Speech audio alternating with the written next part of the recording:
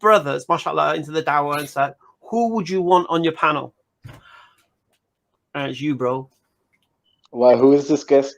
This is, he calls himself Your Way or Yahweh tested by fire, I believe. But here he's calling himself me, myself, and moi.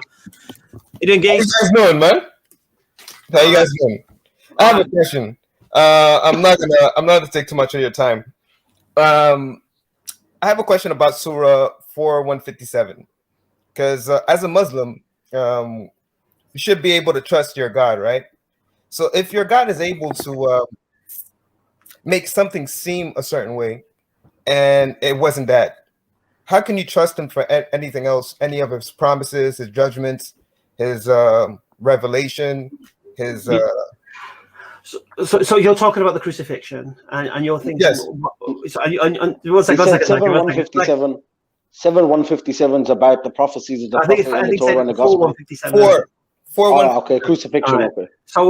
Okay. So here's the problem he's going to have. I can foresee it straight away, because he said his point here is this. This is his premise. If God can deceive the people at the crucifixion, then why should you trust this God? Yes.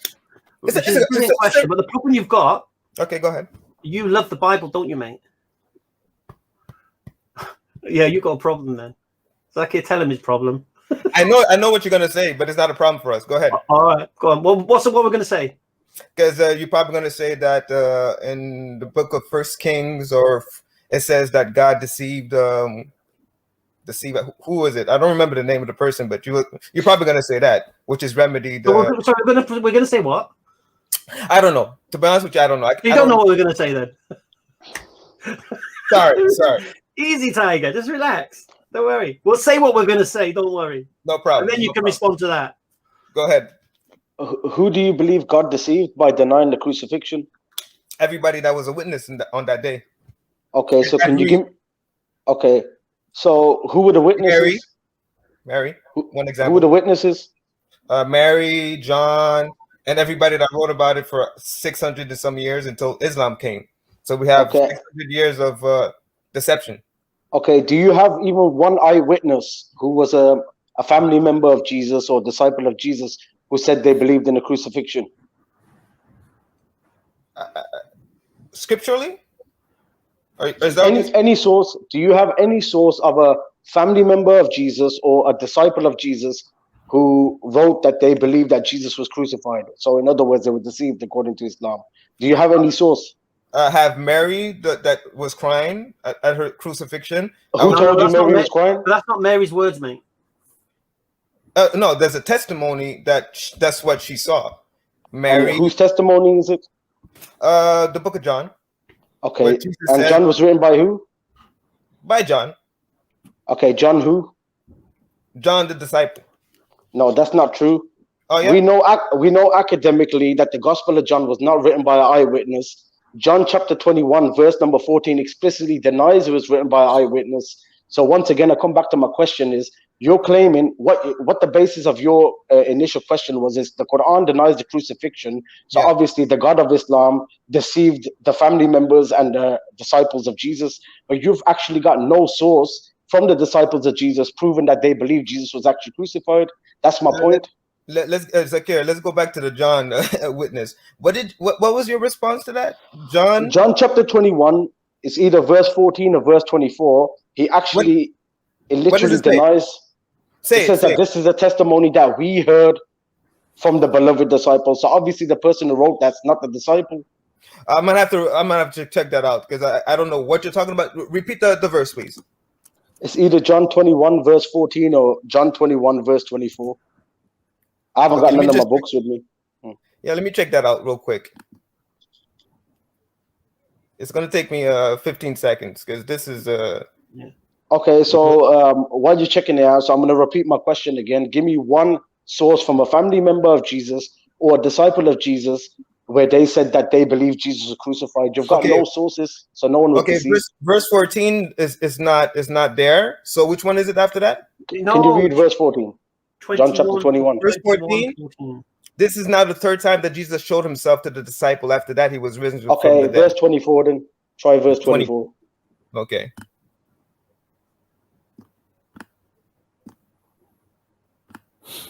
verse 24. This is the disciple which testified of these things and wrote these things, and we know that his testimony is true.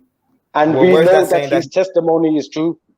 So obviously the person who's saying, and we know his testimony is true, is somebody other than that, the disciple. So the person who wrote that text is not an eyewitness himself. They're talking about the testimony that they heard. They're not the disciple themselves or eyewitness themselves. Just read biblical scholarship. This is the thing you've got to understand, Terry. Yeah. I don't. Okay, go ahead. Terry, I don't accept the rendering. But go ahead. Terry. Here's the thing you've got to realize. Yeah. Don't shoot the messengers. Yeah. We're not inventing this. This is not some Islamic invention to attack Christianity.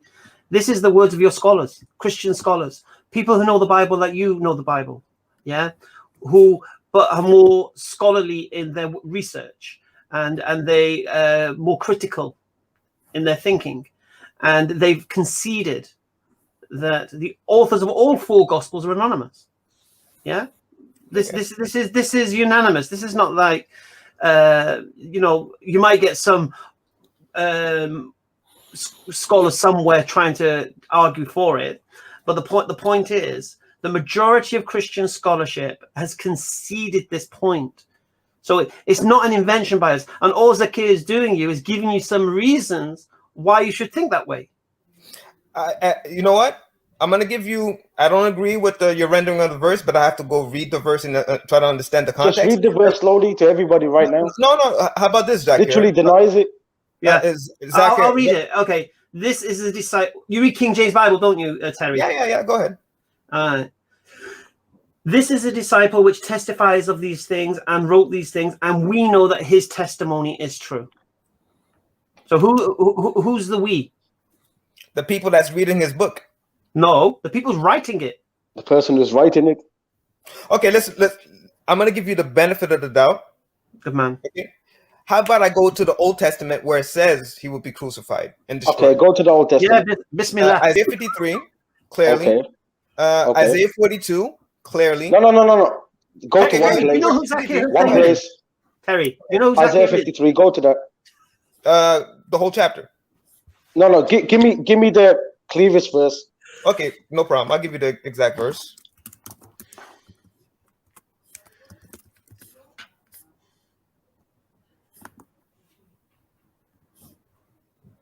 Give me a second here.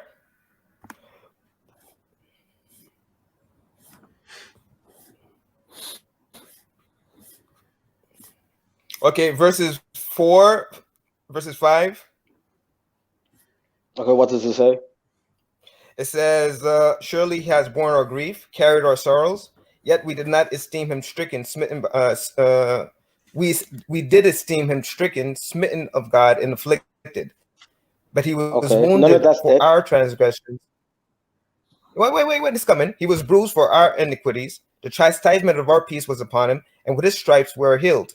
And verse 9, and he made his grave with the wicked, with the rich in his death, because he had done no violence, neither was there any deceit in his mouth. So verse 9 clearly says that. And I got more verses. I got Isaiah 40. I have Isaiah 42. Okay, wait. Okay, so you've gone to Isaiah 53. One at a time. Okay, you've gone to Isaiah 53. Okay, you've gone to Isaiah 53. Isaiah 53 is your most explicit verse. You can't go to Isaiah 9:6. You can't go to 42. You're stuck with this as your most explicit verse. And if this is dealt with, so Zakir, before you explain it though, I want to understand how Terry understands it and how. So just before Zakir gives you his understanding of it, tell me how you understand it, Terry. What do you mean? Verse 9? What do you think that verse is saying? Yes. Verse 9, it says he would be buried. He would be in the grave. He would be dead. No, Isaiah 53. Yeah. Verse 9. Same thing. It says he would be buried. No, you said he'd be bruised for our transgressions and all that business. Verse 9. It says he would have a grave with the dead. Verse 9. He has and he made his grave with the wicked. So how do you understand it? Basically, being he would die. It's very clear. And it could mean anything else. doesn't leave any room to maneuver when she goes. Actually, it does. Because if you read some of the biggest scholarship, even in Christendom, such as the International Critical Commentary, Go that ahead. they mention that these verses that seem to be talking about the death of the servant don't necessarily need to be talking about literal death and resurrection, but can be describing someone who comes close to dying but actually surviving. And the hint is even given in, I believe, verse 10, when it says that this same servant is given prolonged life and he shall see his seed. In other words, he comes close to dying, but he actually survives, and he's rewarded by God with long life. So his life's extended, so he survived, and he's given children. So that doesn't even apply to the biblical Jesus that you believe in. No, if you're gonna read verse 10, first of all, verse 9 says he would be in the grave. So Yeah, it goes with the resurrection. If that yeah, Zakir, but just let me. what you got to understand is this is where biblical scholarship comes in once again. These same metaphors are used for Israel in other parts of the Bible. Did Israel as a nation literally die and resurrect? Give me the very exact word where it says Israel will be in the grave. No. Give me a verse that says that. You see, in other metaphors you find in Isaiah 53, such as a lamb led to the slaughter, that Jeremiah says the same thing about himself. Now, Jeremiah didn't die and resurrect, but he said that I was like a lamb led to the slaughter. So these metaphors are all over the Bible for other people. So it's clearly a metaphor. It's not literal death and resurrection. Now, the point is, we can put this all aside. Let's just say this is talking about death and resurrection. Verse 10 says that this servant shall have his life extended and he shall see his seed. Now, you don't believe Jesus had children, so how could you even apply Isaiah 53 to him?